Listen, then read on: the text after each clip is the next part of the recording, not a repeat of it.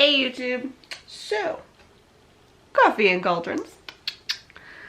Let's talk about the darkness, about my journey into it and all that. I've never been into coffee cauldrons on my channel before. Basically, it is a series where I go into the more personal parts of my craft, very like what I am doing, all my stuff. So take everything I say with a grain of salt. You don't have to do this, all that. And anyway, grab a beverage. These get long. I have a little cinnamon in my coffee right now to just, ooh, all of the goodness of the fall. Yes. Anyway, so Self-Love September with the lovely Kellyanne Maddox triggered a little something within me that I realized, and now it has gone down a spiral of even more. And one of those things that got brought up was the idea of certain music being, some people might not see as self-loving, but actually is. And while I definitely, I believe the suggestion that was brought was heavy metal. And so heavy metal, sometimes I love it, sometimes I don't, but overall there's a different type of music that I definitely very much vibe with. And that music is a little more alternative, a little more moody, and specifically the lyrics can be very dark and or very metaphorical. They like kind of take you to kind of this odd place. And many of my friends and family kind of think it's very weird music, and for a while I used to really see that there were certain musics that friends of mine who are going through a hard time or whatever always seem to listen more sad, moodier music. So I started curating my life a lot more musically, where I wouldn't listen to that stuff because I thought it was triggering possibly a negative mindset in me. But I remember thoroughly enjoying it. I remember there was a certain vibe and a certain way I held myself when I listened to it, and it was a very, a sense of that badass came in that I was all about. And so I was like, you know what, I'm gonna go back. I'm gonna go back and listen to it. And I had mentioned the playlist in my Day in the Life of a Witch in the car. It's something I'm listening to a lot more, so I gathered a bunch of music. I'll have the link to the playlist also down below if y'all are interested in listening to what I'm listening to at the moment.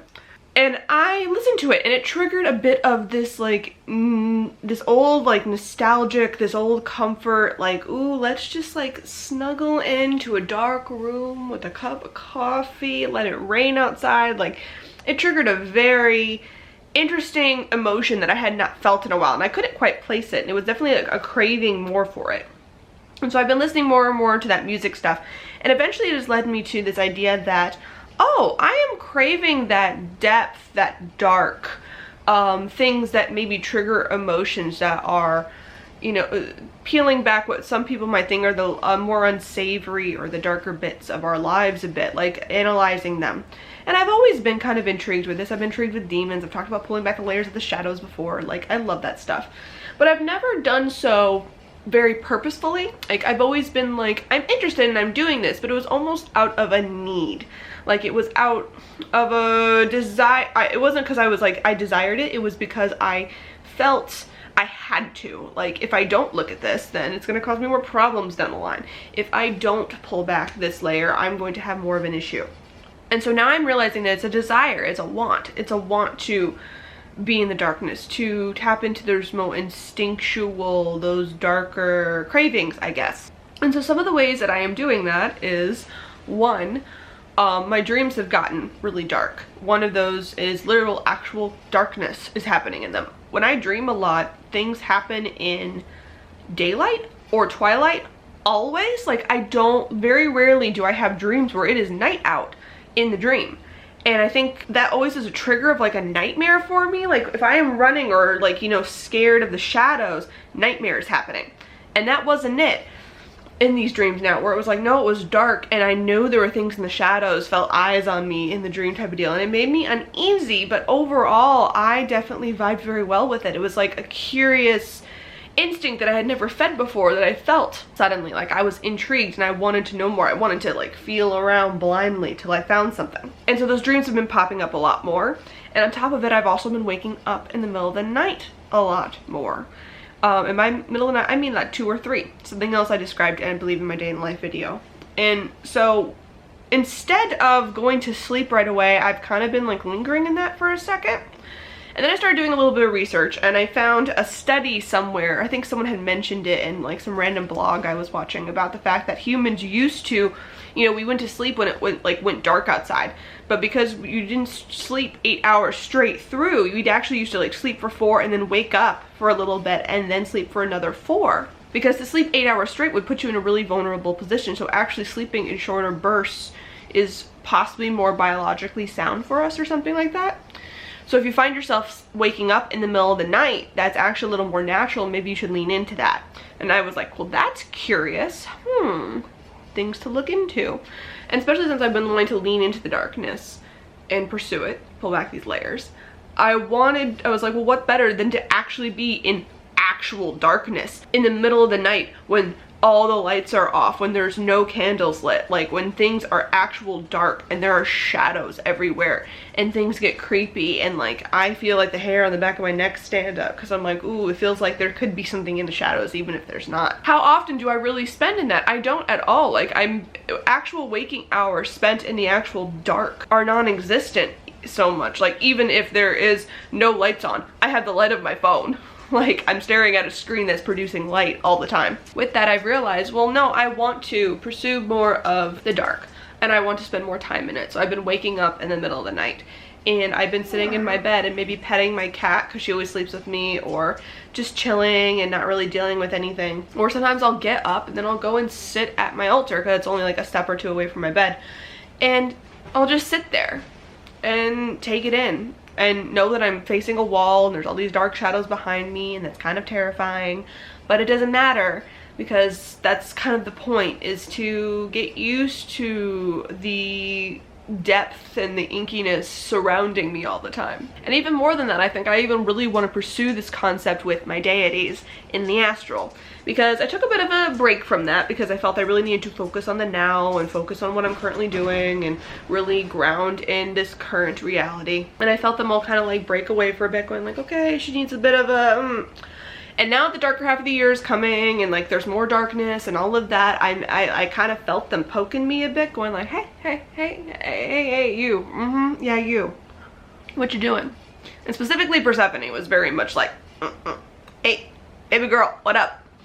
And I've mentioned before that Persephone never actually appeared to me in her like goddess of the underworld self. Like, it was always very like mama in her, good like flower maiden, rocking it out self. And like there was definitely a level of badassery and a level of depth even within that. Like, I don't think like she switches from like la la la to like I am queen of underworld like that. Like both aspects are always held within her, right? But I didn't see the full expanse of that ever, and I didn't quite understand why. And especially because I always lean a little more toward dark and grit. I was expecting to see much more of that in her, but I didn't.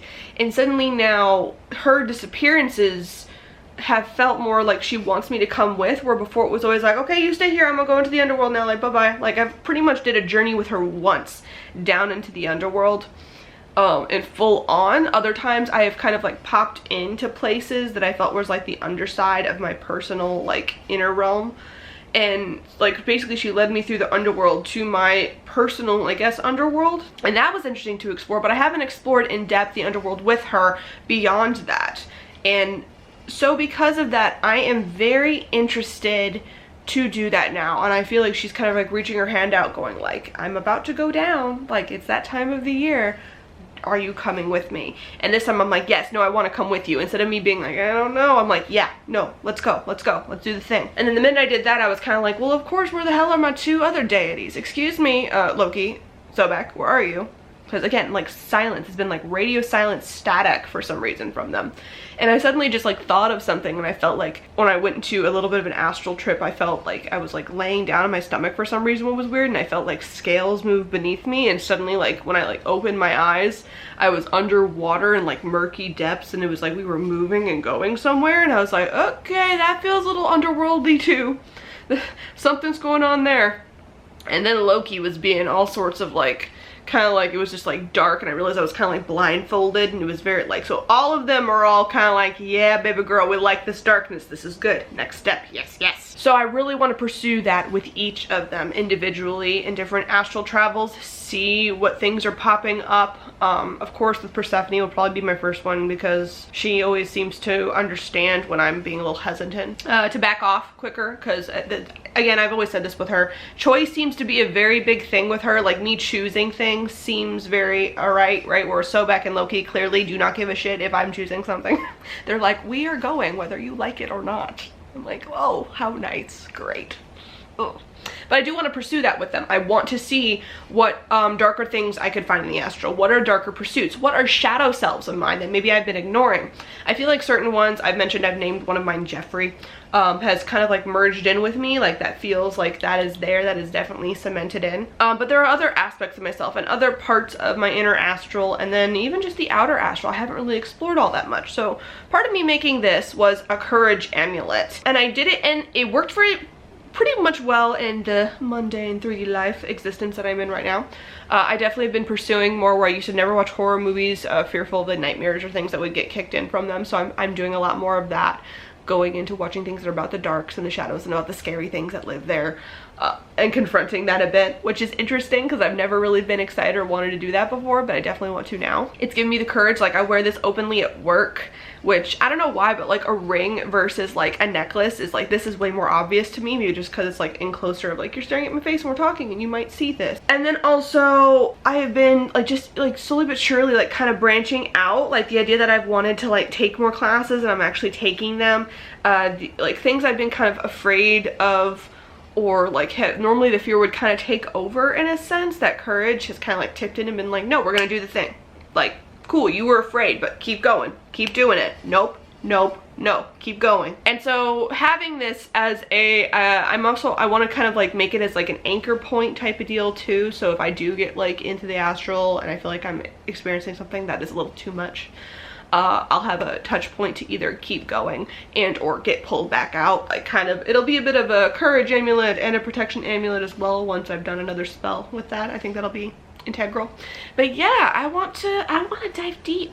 I want to know what's going on. I want to experience the darkness in actuality more, and I also want to experience it in like the I don't know, connotations it has with it more. The idea of like darker lyrics and having that vibe kind of like be brought more into my life, since I used to explore it so much as like an early teen and a late teen and like college and stuff. Like I did that all the time. Like that was something I really enjoyed thoroughly. At the time I never thought of it as anything dark or weird until people kept commenting on it, and then I started curtailing myself based on people's comments.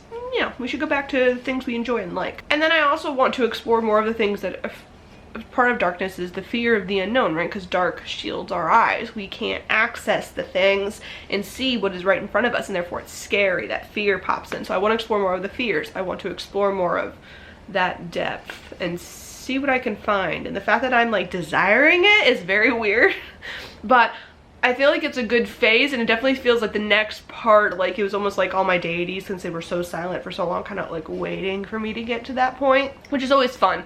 I always like when I realize that I've kind of tapped into something and like all three of them now pop up.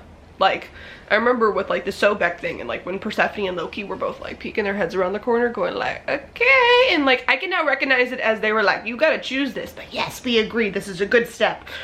And like I feel like they're all kind of like looking at me going like, yes, yes, go, go, go. Persephone's like, come with me, and Loki and Sobek are both like, move it. Like, let's get a move on. Or more Loki's more like, let's get a move on. He's like, let's do this. This will be fun. If you choose to play the game, it'll be fun. And I'm like, yeah, it could be really scary too, sir. I know how you operate. And Sobek is just like always Mr. like silent, like, we're gonna go down the river now. And I'm like, what is under the water? What is under the river? What are you doing? This could be weird and never beneficial maybe too. I don't know. You are my major unknown, sir. I don't know what's going on there. So yeah, comment down below. Have you explored the darkness in the sense that I am speaking of? Have I made no sense? And you're like, woman, what are you talking about? Or are you very much of like, yeah, the dark is there, but it can stay there. I want to have nothing to do with it. Anyway, this is part of Utopia, so I will see y'all tomorrow. Bye.